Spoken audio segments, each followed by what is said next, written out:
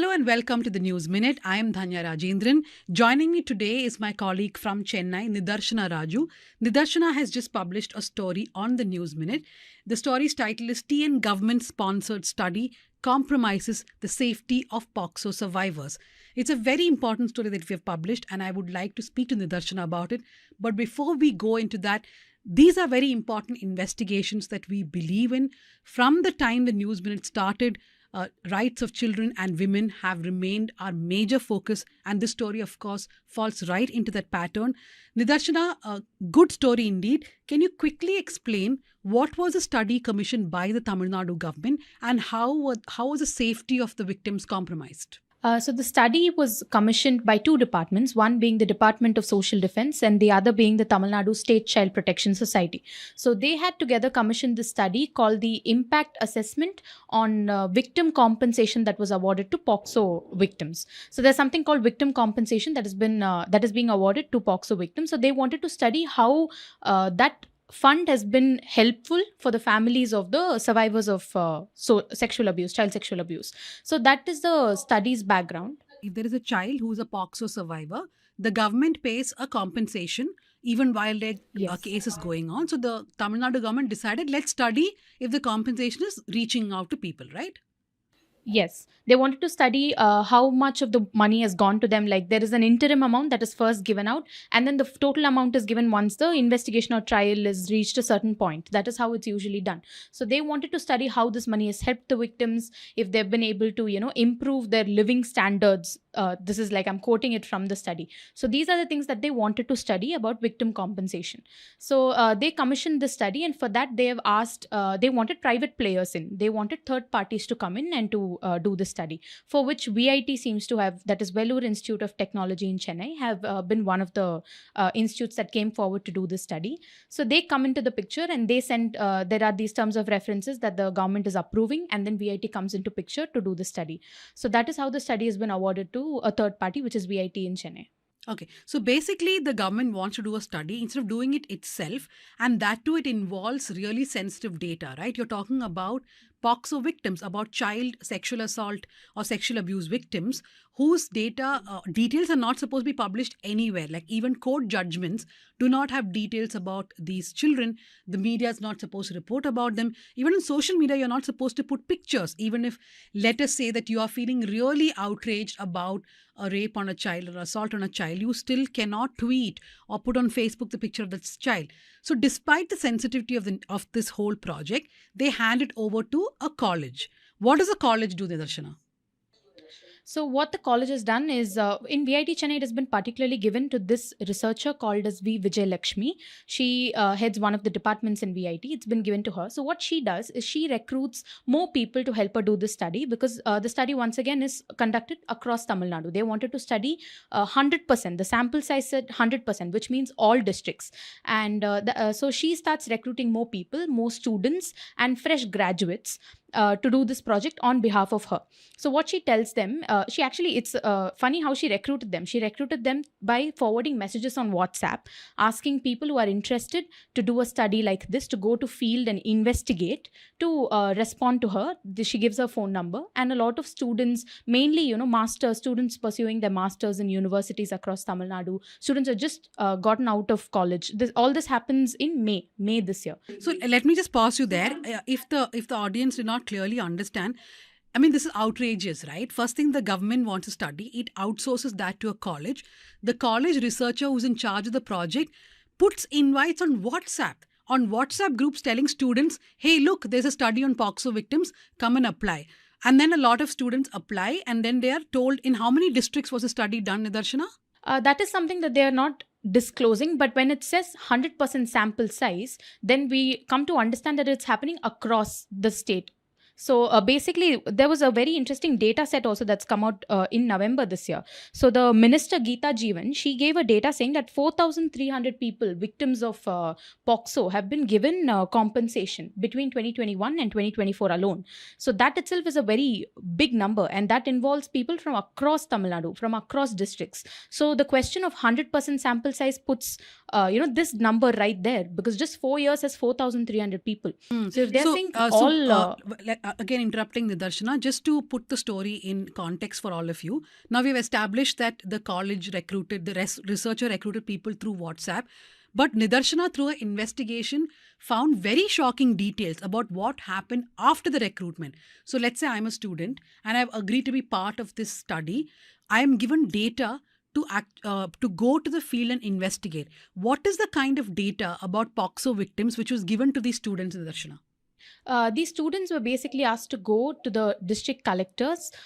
In the collector office, it's the DCPO, who's the District Child Protection Officer. So they're asked to go to the DCPOs and to collect hard copies of data, which has names of POCSO victims. It has their age, their addresses, their contact numbers, their parents or their guardians' names, their addresses. It has all possible details. Their case numbers, their court proceeding numbers. Everything has been given in black and white to these people, to these students, and then they're asked to go and visit these addresses. The students, each student is supposed to go to each victim's house, go to that particular address, ask them the questions from the questionnaire that this Vijay Lakshmi has prepared, and then they're supposed to submit a report, which again has to be sent on WhatsApp. So imagine the callousness of this entire procedure, right? First, you're recruiting students through WhatsApp. The hard copies of data is being given to them. And, there is an officer, I think her name is Valarmati Nidarshana? Yes. Valarmati IAS. Yes. So Valarmati IAS is the one who's who's actually commissioning the study. And these students are going to every district headquarters and getting the data.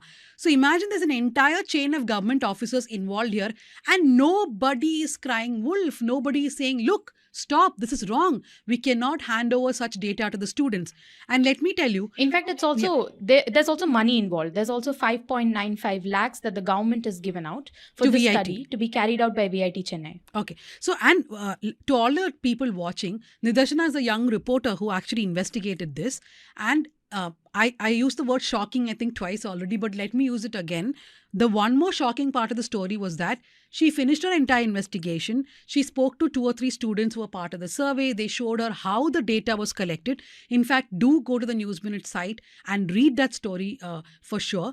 And then Nidarshana goes back to the Social Defense Department and asks them, what is happening? Like, why was this done?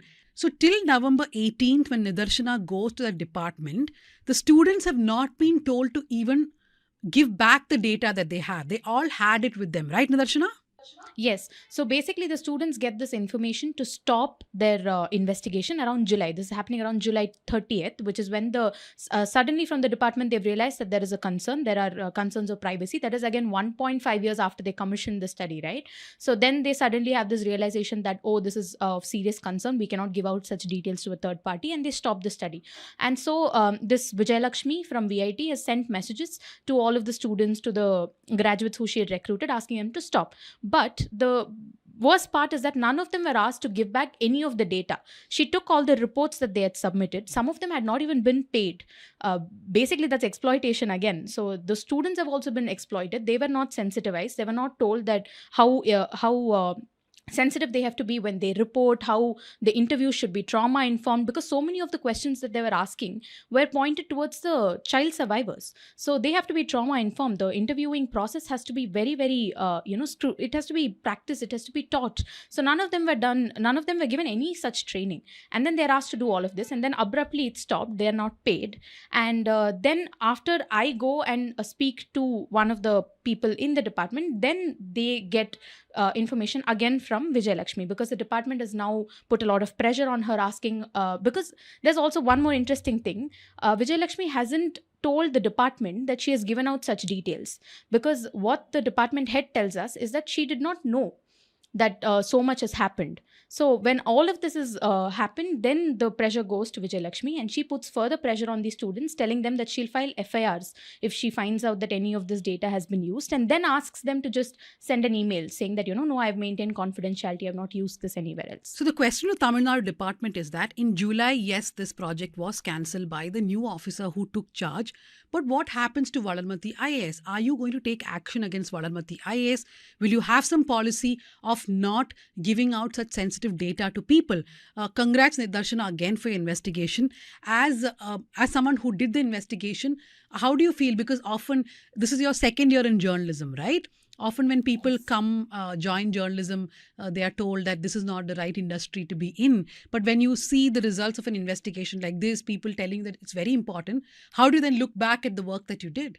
It's actually very mixed because such cases also, throughout the time that I was reporting, I had this chill, right? Like there were so many chills because, barring the excitement of publishing a story or an investigation, there's also this anger, right? There's so much that's happening inside of me because it's so scary to think that so much of data has gone out. So I think I've been in very mixed emotions, but I think it's also an important story that needs to be told. So I think young journalists coming in should remember that there are so many important stories like this, and it doesn't always necessarily have to be big, but every small thing we find somewhere sort of connects, and it there's some sort of satisfaction, I think, that comes out of reporting such stories. So Nidarshana has done a couple of other stories to do with children's safety. Do check out her byline on the News Minute, and she's doing one more. I think it probably will be published the next week. So do read the story, do read our other investigations, and remember, we are a completely ad-free, sponsor-free platform. If you want, I can bring in a business person here and have a meeting, take a lot of money and run the website, and then not tell you that I have taken that money from that person. But we don't want to do that. We want to be dependent on our readers. We do have other streams of revenue. We publish sometimes certain articles from hospitals, but we tell you very clearly that this is published in association. It's an advertisement. So do contribute to the News Minute. We have a studio fund. We've already built a small studio, but we want to make it bigger. We have a reporting fund, which you can fund reporters like Nidarshana, which allows them to travel, report, etc. Thank you very much for joining us. Till the next story on the News Minute.